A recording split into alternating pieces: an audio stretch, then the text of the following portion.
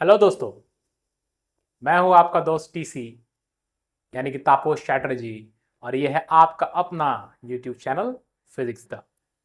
तो आज हम लोग पढ़ेंगे प्रेशर के बारे में। तो चलिए ज़्यादा इधर उधर की बातें नहीं करते हुए दोस्तों क्लास को स्टार्ट करते हैं। हमारे पास एक बलून है और एक पेन। अब पेन का इस साइड से, जिस साइड से हम लोग लिखते नहीं है, उस साइड से हम इस बलून पर फोर्स लगा रहे हैं। बलून पर फोर्स लगा रहे हैं। ठीक है, ये पेन है। पेन का इस साइड से हम बलून पर फोर्स लगा रहे हैं। कुछ भी नहीं हो रहा है, कुछ भी नहीं हो रहा है, कुछ भी नहीं हो रहा है। अब क्या कर रहे हैं, बलून पर उतना ही फोर्स लगाएंगे बट पॉइंटेड वाले एंड से, और बलून क्या हो गया, बलून फट गया। तो ऐसा क्या हुआ दोस्तों कि उतना ही फोर्स जब हम पॉइंटेड वाले एंड से लगाएं तो बलून फट गया, बट जब इस एंड से लगा रहे थे तो बलून नहीं फट रहा था। तो आज का टॉपिक प्रेशर इसी कॉन्सेप्ट पर बेस्ड है। तो चलिए टॉपिक को स्टार्ट किया जाए।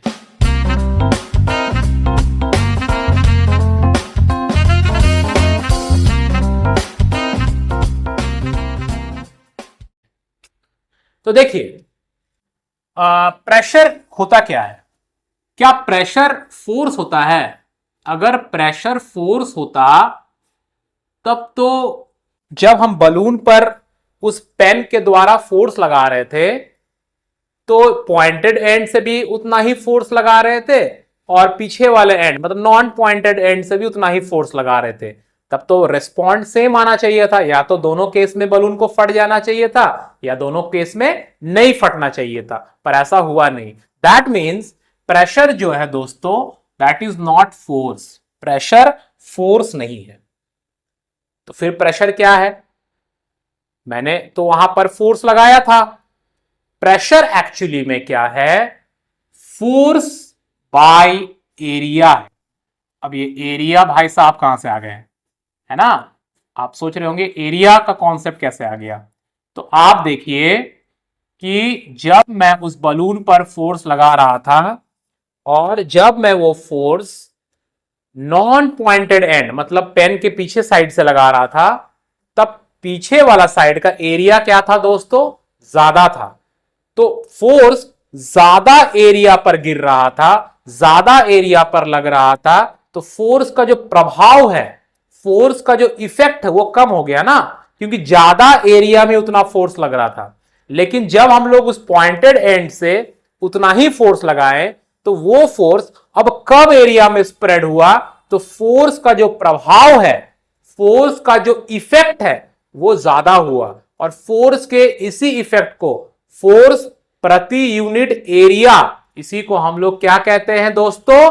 प्रेशर कहते हैं। तो प्रेशर का आइडिया क्लियर हुआ। So what is pressure? So pressure is force per unit area. Force को आप प्रेशर नहीं कहेंगे।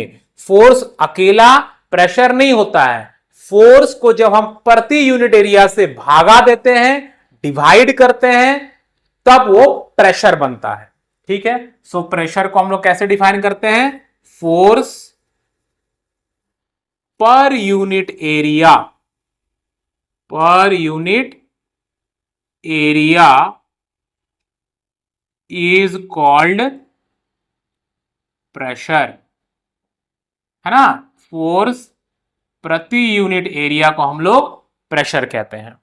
बट यहां पर जब आप बुक खोलेंगे तो बुक में आप पाएंगे कि एक वर्ड इस्तेमाल हो रहा है, दैट इज थ्रस्ट। कौन सा वर्ड इस्तेमाल हो रहा है बच्चों? इस्तेमाल हो रहा है थ्रस्ट। तो आपको लगेगा कि क्या तापस सर सिर्फ बोलते हैं मैं आपका दोस्त टीसी और हम लोगों को गलत पढ़ा रहे हैं। बुक में कह रहा है थ्रस्ट पर यूनिट एरिया, आप बोल रहे हैं फोर्स पर यूनिट एरिया। तो बच्चों, ना बुक में गलत दिया गया है, ना आपका ये दोस्त तापस चटर्जी आपको गलत बता रहा है। एक्चुअली में कॉन्सेप्ट कहां क्या है? ये थ्रस्ट भी एक तरह का फोर्स है, बट कैसा फोर्स है? ये है परपेंडिकुलर फोर्स। कैसा फोर्स है बच्चों? परपेंडिकुलर फोर्स है ना? मतलब ये फोर्स का ही फैमिली का मेंबर है, बट इस फोर्स के अंदर कौन सा गुण होना चाहिए? इस फोर्स के अंदर गुण होना चाहिए कि ये जिस सरफेस पर, जिस सतह पर लगेगा, उस सतह पर वो परपेंडिकुलर रहेगा, एकदम नॉर्मल टू द सरफेस रहेगा। सो आप प्रेशर का formula force per unit area लिखें या प्रेशर का फॉर्मूला आप थ्रस्ट पर यूनिट एरिया लिखें, दोनों सेम चीज है। बस ध्यान क्या देना है बच्चों, ध्यान देना है कि वहां पर हम लोग कौन से फोर्स को कंसिडर करेंगे। हम लोग जब प्रेशर कैलकुलेट करेंगे तो कौन से फोर्स को कंसिडर करेंगे, जो सरफेस पर परपेंडिकुलर रहेगा, जो सरफेस पर नॉर्मल रहेगा। तो उसको आप नॉर्मल फोर्स भी कह सकते हैं, आप उसको थ्रस्ट भी कह सकते हैं, है ना। तो प्रेशर इज इक्वल टू क्या हो गया, thrust by area, thrust by area या फोर्स बाय एरिया। बट जब फोर्स बोलेंगे तो ध्यान रखना है किस फोर्स को कंसिडर करना है, जो कि उस गिवन एरिया पर परपेंडिकुलर रहेगा। चलिए, तो प्रेशर एक ऐसा फिजिकल क्वांटिटी है जिसको हम कैसे डिफाइन किए, फोर्स पर यूनिट एरिया। अब प्रेशर एक स्केलर क्वांटिटी है या वेक्टर क्वांटिटी है। Now this is a very interesting कि प्रेशर स्केलर क्वांटिटी है या वेक्टर क्वांटिटी है। ठीक है, जैसे अगर एक लॉजिक से सोचा जाए, मैथमेटिकली सोचा जाए, तो प्रेशर फोर्स बटा एरिया, फोर्स बाय एरिया हो रहा है। तो फोर्स तो वेक्टर है और उसको एरिया जो कि स्केलर क्वांटिटी से डिवाइड कर रहे हैं, तो वो होना चाहिए था वेक्टर, राइट। ऐसा हम लोग सोच रहे हैं, आम लोग हैं, आम लोग जैसे सोचते हैं। प्रेशर, ये जो फोर्स है, फोर्स किस तरह क्वांटिटी होता है, फोर्स होता है वेक्टर और एरिया हो गया स्केलर। तो वेक्टर को अगर हम स्केलर से डिवाइड करेंगे तो हमें लग रहा है कि एक वेक्टर आना चाहिए, बट प्रेशर जो है वो एक स्केलर क्वांटिटी है।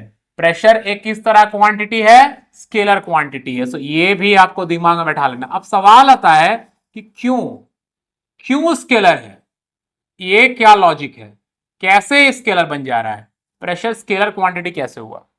तो अभी अभी आपने उस बलून को देखा, जो बलून अभी फटा था, बलून पर किसी एक पॉइंट पर मैंने फोर्स अप्लाई किया था, तो क्या बलून का सिर्फ उसी पोर्शन पर वो प्रेशर लगा, नहीं, बलून में जो प्रेशर है वो चारों तरफ फैल गया। जब हमारा किसी भी चीज पर प्रेशर लगता है तो हम लोग क्या कहते हैं कि प्रेशर चारों तरफ फैल गया। तो प्रेशर का कोई यूनिफाइड डायरेक्शन नहीं है दोस्तों, इसीलिए प्रेशर को हम लोग स्केलर एज्यूम कर लेते हैं। जैसे आप मान लीजिए मेरा ये हाथ है, इस पर अगर हम पेन चुभो रहे हैं तो क्या मेरा एक ही जगह दर्द करेगा, नहीं, धीरे धीरे दर्द चारों तरफ करने लगेगा, बिकॉज प्रेशर पूरे एरिया पर स्प्रेड होने लगा। तो प्रेशर का कोई यूनिफाइड डायरेक्शन नहीं होता है, that's why pressure is a scalar quantity. ठीक है, बात समझ में आ गई। चलिए, इसका यूनिट क्या होगा, तो प्रेशर इज इक्वल टू क्या है, चाहे आप थ्रस्ट बाय एरिया बोल रहे हो या आप फोर्स बाय एरिया बोल रहे हो, दोनों में ही आप न्यूटन को डिवाइड कर रहे हो, किससे, मीटर के स्क्वायर से। न्यूटन को डिवाइड कर रहे हो मीटर के स्क्वायर से दोस्तों। तो इसीलिए प्रेशर का जो यूनिट है वो क्या हो जाएगा, न्यूटन पर मीटर स्क्वायर हो जाएगा। कितना हो जाएगा, न्यूटन पर मीटर स्क्वायर हो जाएगा। और इसी न्यूटन पर मीटर स्क्वायर को हम लोगों ने थोड़ा सा सम्मान दे दिया, थोड़ा सा रिस्पेक्ट दे दिया, और इसका यूनिट हो गया पास्कल, जो कि एक साइंटिस्ट का नाम था जिन्होंने फ्लूइड प्रेशर पर बहुत सारा लॉ भी दिया और पास्कल्स लॉ भी आया। उनके सम्मान पर ये यूनिट रख दिया गया पास्कल। मतलब अगर एक न्यूटन का कोई फोर्स किसी सरफेस पर परपेंडिकुलरली लगता है और उस सरफेस का सरफेस एरिया अगर 1 मीटर स्क्वायर होता है बच्चों, तो वो जो प्रेशर होगा that will be 1 pascal pressure, that will be a 1 pascal pressure. तो ये है यूनिट ऑफ प्रेशर। ठीक है, बात समझ में आया।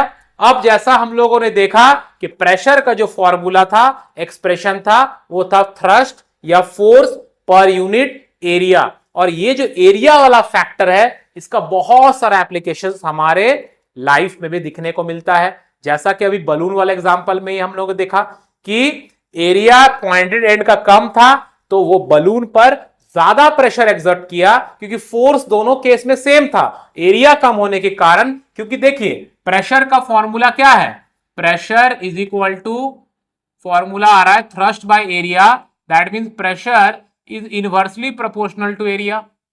प्रेशर भाई साहब जो है वो एरिया के साथ कैसे डिपेंड कर रहे हैं, इनवर्सली डिपेंड कर रहे हैं। इनवर्सली डिपेंड या इनवर्स रिलेशनशिप में क्या होता है कि जब एरिया कम रहेगा तो प्रेशर ज्यादा होगा, एरिया ज्यादा होगा तो प्रेशर कम हो जाएगा। और भी बहुत सारे एग्जांपल आप दे सकते हैं, जैसे फॉर एग्जांपल आप अगर मान लेते हैं कांटी को लेते हैं और दीवार पर उसको ठोकते हैं, तो कांटी का जो पॉइंटेड एंड होता है उसको आप दीवार की तरफ रखते हैं और जो गोल वाला एंड होता है उसको आप उस पर आप फोर्स लगाते हैं। जैसे ये कांटी हो गया, ये स्क्रू हो गया, इसका ये पॉइंटेड एंड है दोस्तों, वो पॉइंटेड एंड आप कहां रखते हैं, वो पॉइंटेड एंड दीवार की तरफ होता है। क्यों? क्योंकि आपको पता है कि एरिया कम है, एरिया कम तो दीवार पर प्रेशर ज्यादा, तो वो इजीली दीवार के अंदर चला जाएगा। अगर आप इस एंड को दीवार की तरफ रख के अगर आप कितना भी जोर से हैमरिंग करेंगे तो दीवार में नहीं जाएगा, एरिया ज्यादा प्रेशर कम, अंदर घुसेगा ही नहीं।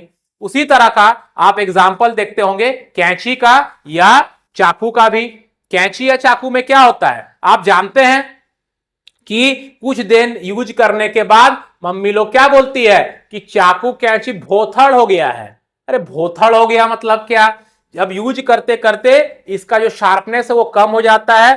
भोथड़ मतलब ये इसका एरिया बढ़ जाता है, क्योंकि ये घिस जाता है। एरिया बढ़ जाने से प्रेशर कम लगाएगा तो पेपर या कपड़ा आप जो भी काटेंगे वो कटेगा नहीं। तो फिर हम लोग क्या करते हैं, इसको घिसते हैं, या धार करने वाला आता भी है हमारे घर घर, साइकिल पे घूमते धार चाकू छुरी तेज करा लो, तो उनसे हम लोग तेज भी कराते हैं, है ना, तब जाके सब्जी ठीक से कटेगा। क्योंकि एरिया कम रहेगा तो प्रेशर ज्यादा लगेगा तो सब्जी ठीक से कट जाएगा, कपड़ा कैंची से ठीक से कट जाएगा। ये सब एग्जाम्पल किसका हुआ, कम एरिया ज्यादा प्रेशर का। आप कैमल को देखिए, कैमल जो होता है वो डेजर्ट के ऊपर, बालू के ऊपर आराम से चल लेता है, क्योंकि उसका जो फीट है वो बहुत चौड़ा होता है। तो फीट चौड़ा का मतलब क्या हो गया, एरिया ज्यादा हो गया।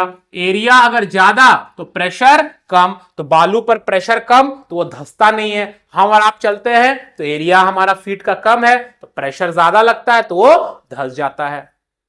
तो इस तरह के बहुत सारे एग्जांपल्स आपको मिलेंगे रियल लाइफ में, जहां पर आपको यह पता चलता है कि एरिया के कारण वहां पर प्रेशर का जो मैग्नीट्यूड है वो ज्यादा या कम हो रहा है, और उस तरह से वहां पर उसको यूटिलाइज किया जा रहा है। So this is a basic introduction about what is pressure. Next video में हम लोग बात करेंगे प्रेशर ड्यू टू लिक्विड के बारे में, एटमॉस्फेरिक प्रेशर के बारे में, और बहुत सारे एक्सपेरिमेंट्स आपको समझाएंगे और आपके कॉन्सेप्ट को क्लियर करेंगे। तो इसीलिए हमारे साथ जुड़े रहें। हमारे चैनल को अभी तक अगर आपने सब्सक्राइब नहीं किया है तो सब्सक्राइब कर लें। इस चैनल पर बहुत छोटी छोटी चीजों पर हम लोग पढ़ाते हैं और छोटी छोटी चीजों से कॉन्सेप्ट को क्लियर करने की कोशिश करते हैं। वीडियो को लाइक करें, चैनल को सब्सक्राइब करें, ज्यादा से ज्यादा लोगों तक शेयर करें। मिलते हैं नेक्स्ट वीडियो में, बाय।